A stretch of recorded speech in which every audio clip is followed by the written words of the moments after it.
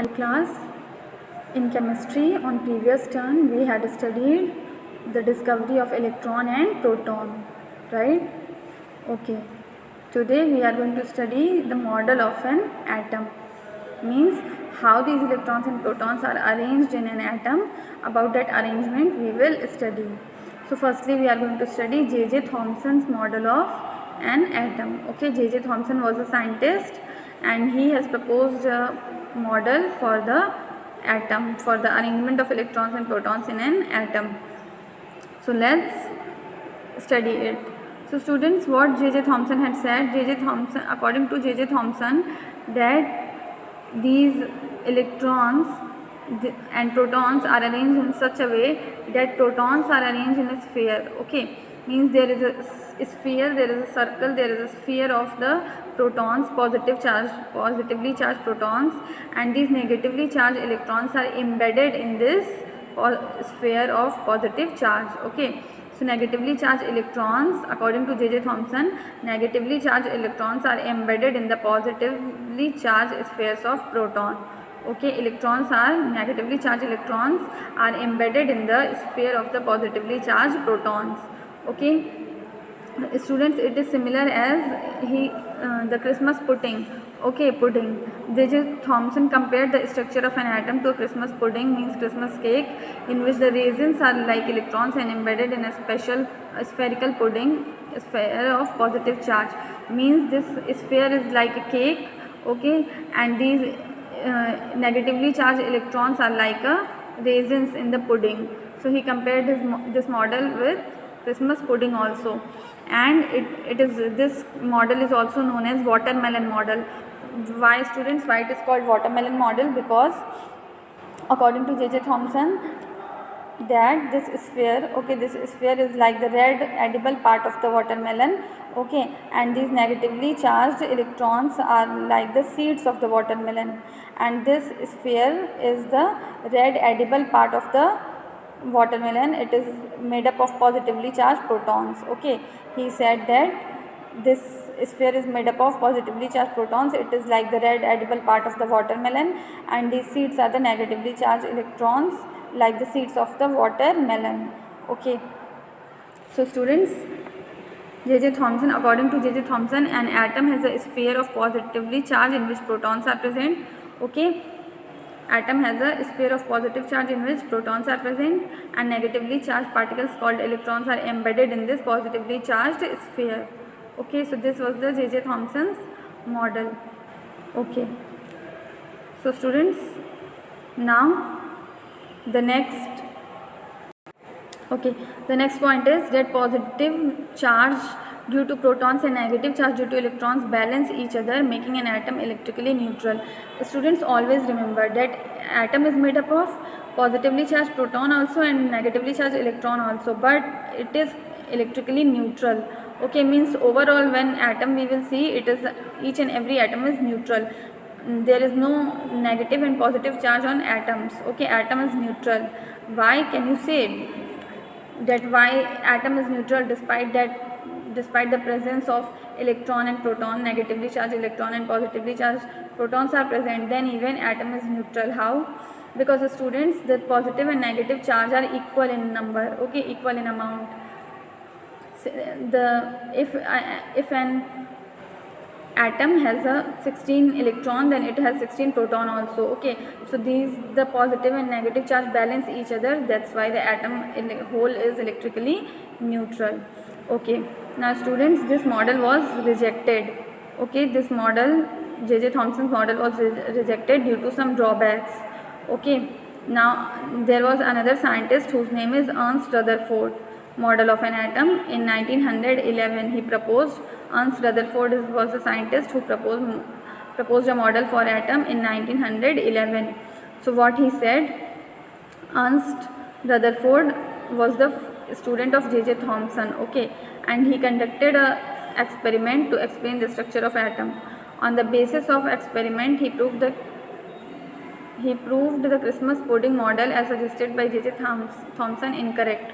Okay, so Ernst Rutherford was the pupil of a student of J.J. Thomson, but then even he conducted an experiment and proved J.J. Thomson as wrong. Okay, so which experiment he conducted? Let's see. Students, he took a gold foil. Okay, gold foil means very thin, very fine, very thin sheet of gold he took. Okay, Rutherford took, and he scattered alpha particles over this gold foil. You must be thinking, ma'am, what are now alpha particles? Students, these are the particles. Alpha particles are the particles in which positive charge is present. Okay, they are not proton, but similar to proton, they also have positive charge.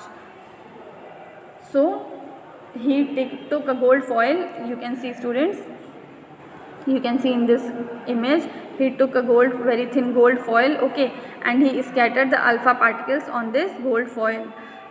He has observed, students, that some alpha particles they do not get reflected, they traveled straight. Okay, some alpha particles, for example, here you can say A1. Okay, this A1 and this, so some alpha particles not reflected back, not went on, did not turn at an angle, they traveled in a straight line. Okay, so they were undeflected, and some alpha particles were deflected at a small angle while some were deflected at large angle. Some did not get reflected, and some reflected at small angles from, for example, this B3, B1 or B3, whatever it is. Okay, so this is, they deflected at small angles, and some are deflected at large angles. For example, this one. Okay, they deflected at large angles. These alpha particles get deflected at large angles and a very few alpha particles bounced back just like a ball hitting a wall, and some alpha particles turned back. Okay, they bounced back like a ball. When we hit a ball on a wall, then the ball returns back. In same way, some alpha particles also bounced back. Okay, so students, after this experiment, what the Ernst Rutherford conclude? Ernst Rutherford told that some alpha particles are travel in a straight line, they do not get deflected. It means in the atom, inside the atom, there is very empty space is present. There is a large empty space present in the atom. Okay, that's why these alpha particles traveled in a straight line without deflecting back. Okay. Now, a small number of particles having a positive charge were deflected. He concluded that there is a center of positive charge inside an atom. Means, students, some particles deflected at a small angle and some particle deflected at large angle. Right? Large angles. You can see. So, why these alpha particles are deflected at large and small angles? Because, students, alpha particles are the positively charged. Okay, I told you alpha particles are the particles which have positive charge. Okay, and when they are scattered over this gold foil, then it means in this foil also, in this atom also, there is some positive particles are present. Okay, some positive particles are present in this atom. That's why positively charged alpha particle are being distracted, they are being repelled. Okay, वो attract नहीं हो रहे हैं, because you know, students, opposite charge attract each other, positive negative attract each other, but positive repel each other, negative also repel each other. So these alpha particles are getting repelled, means they are moving like this, they are not getting attracted towards this. It means alpha particle are positive, it means in this gold foil also there is some positively charged particles are present. That's why these alpha particles are getting deflected. Okay, because positive charge repel another positive charge. Okay, and the next is very few particles bounced back. Okay, and some particles, I told you that they hit the gold foil and then they bounced back. It means the central core of the atom is hard and dense and is very small as compared to size of an atom. So Rutherford said that the atom is very large. Okay, and in comparison to that atom, then its central core, in the center of the atom, there is very hard and dense structure is present. Okay, which is very small. in the center there is a hard and dense and very small structure is present in comparison to the sphere, in comparison to the atom size of an atom. Okay, he named this small dense and positively charged central core of an atom as the nucleus. Okay, so he told that in the center there is a very hard, dense and small structure is present, and he has given that structure name as nucleus. Okay, he called this structure as nucleus. So on the basis of above observation and conclusion, Rutherford suggested a model, that is, and according to this model, each atom consists of a small, dense and positively charged central core called the nucleus. Means according to Rutherford, in each and every atom, in the center of each and every atom, there is a small, dense and positively charged circle or sphere is present. Okay, dense, small and positively charged sphere is present in each and every atom. Okay, and he called the structure as nucleus. Protons are present inside the nucleus, and this nucleus is positively charged, right?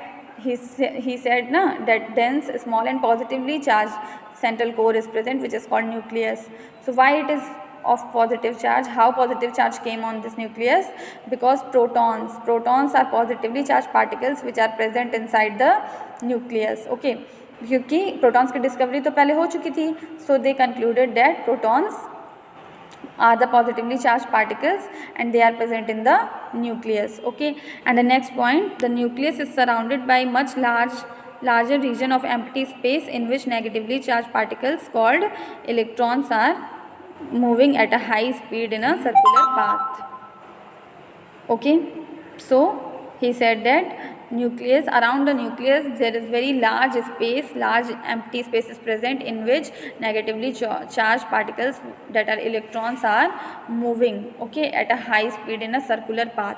Means according to Rutherford, that this is the center, in the center this is a small dense nucleus in which positive charge is present, positively charged protons are present, and around it the very large empty space is present in which the electrons are circulating, electrons are moving continuously, okay, at a very high speed like this. Okay, so this was the experiment conducted by Rutherford and he has proposed this model. J.J. Thomson model was rejected, and this Rutherford model was also rejected, students.